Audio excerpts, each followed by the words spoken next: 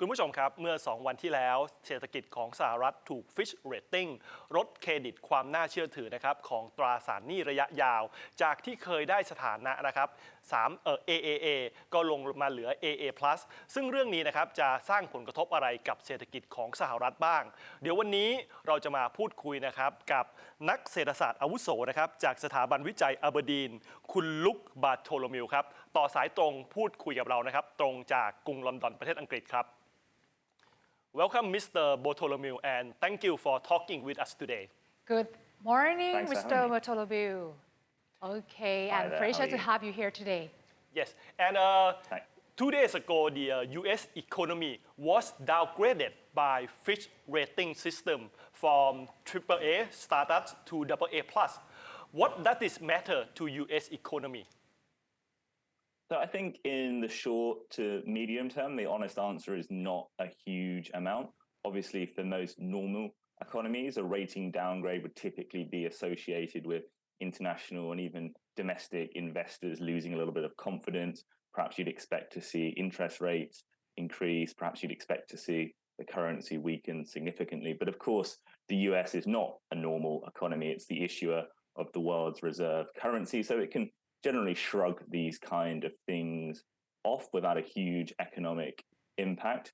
In fact, actually, the most recent economic data in the US has probably been quite encouraging. In terms, the impacts on the global economy are pretty small if, and this is a big if, there is a more fundamental reassessment of US credit worthiness over long term, then that would have quite profound consequences for the global economy in terms of the allocation of reserve holdings, in terms of asset pricings, in terms of credit and investment. And U.S. government was very upset about the downgrade.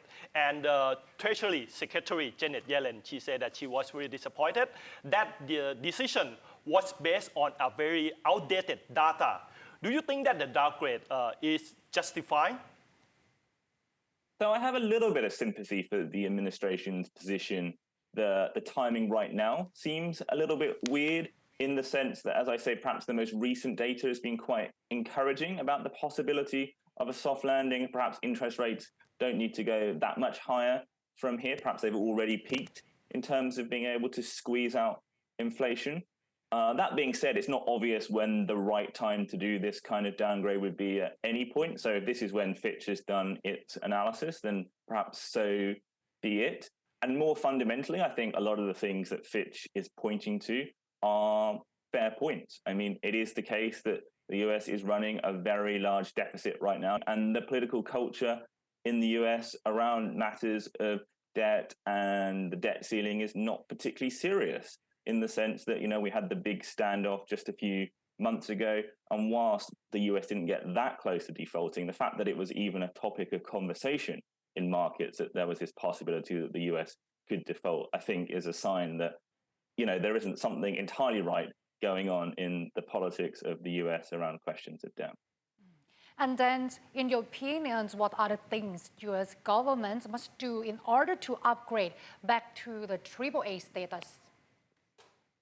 So I think there are things to do in terms of stabilizing the long-term debt dynamics, and that's both on the revenue and on the outlay side. And on the revenue side, I think that means effectively higher tax rates. That doesn't necessarily mean higher marginal tax rates. The US is notorious for having a tax code that is riddled with various carve-out exceptions, loopholes. I think closing a lot of those, simplifying the tax code, to bring in a significant amount of revenue. And on the cost side, I mean, non-defense discretionary spending, there isn't a huge amount to squeeze there. To be honest, at this point, it does ultimately require entitlement reform, social security reform to get on top of the long-term costs associated with that. So that's on the debt dynamic side. But then there's also this political culture point to address as well. And what fundamentally need to see is that both parties take seriously the matters of stabilizing the debt and take seriously the importance of, not playing chicken around the debt ceiling and treating these things with due respect and seriousness. And for Thailand, we have a BBB plus status, same as last year. Do you think that this is a good news for Thailand, or do you think that we could do a little bit better than this? I think Thailand's rating is broadly fair. I think in the near term, the obvious thing that could help would be certainty around government policy, so a government forming, and then clarity around what kind of fiscal and broader economic policies it would be running.